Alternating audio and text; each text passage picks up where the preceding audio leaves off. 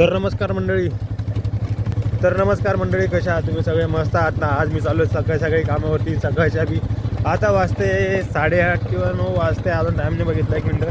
हां, 8:30 वाजते 52. आता मी चाललो आहे कामावरती. गाडी घेऊन चाललो पण येत असेल, हे बघा गाडी पण घेऊन चाललो आणि मशीन चाललो परत घेऊन. त्याची बॅटरी काल संपली, त्याचं काय काम बाकी होतं. चाललो आता विहिरीवर यांना. हे इथंच आहे जो पोल दिसतो ना लाईटचा, इथेच पोल आहे आमचा.